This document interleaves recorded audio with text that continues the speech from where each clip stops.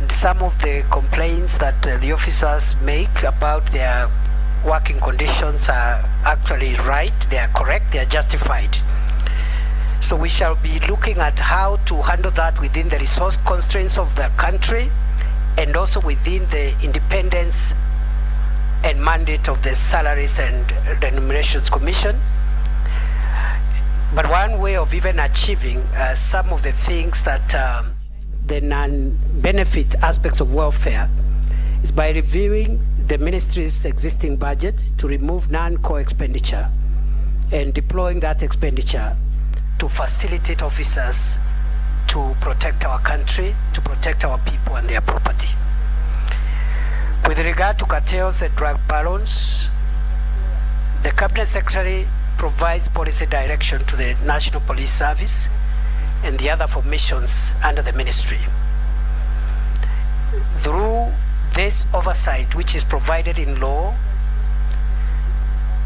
we will make sure that no protection is afforded to any officer or any person who is associated with drug cartels and drug barons. So we are going to perform our duty to provide the policy oversight on our forces. Because when the instructions and policy direction come from the top, it's easier to manage than when there is none. With regard to proliferation of small arms and light weapons, I would like to respond as follows. That one, we may have to review and look at the framework for licensing of firearms in this country to ensure that the right people are the people who are licensed to carry firearms. Secondly, with regard to firearms already in possession of, in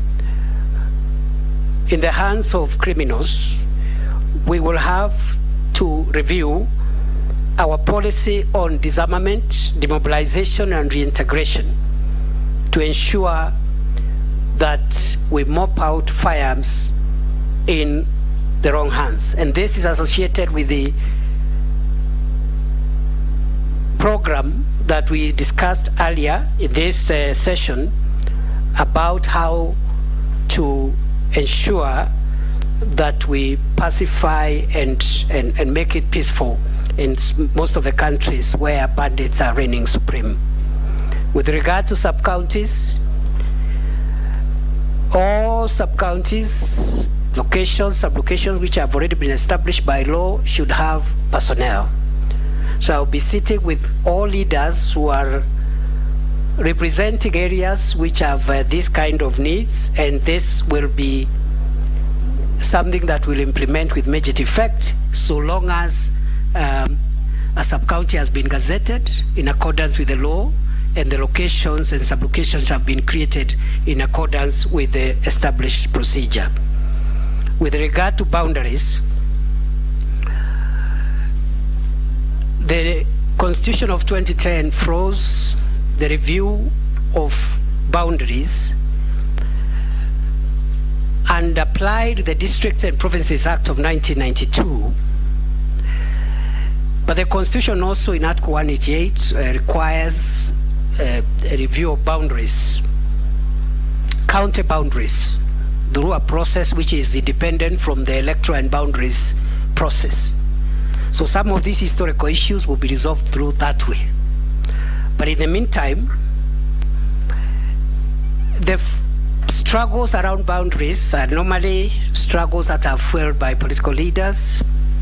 What I know from my experience as a leader is that there are genuine grievances among citizens about ownership of property.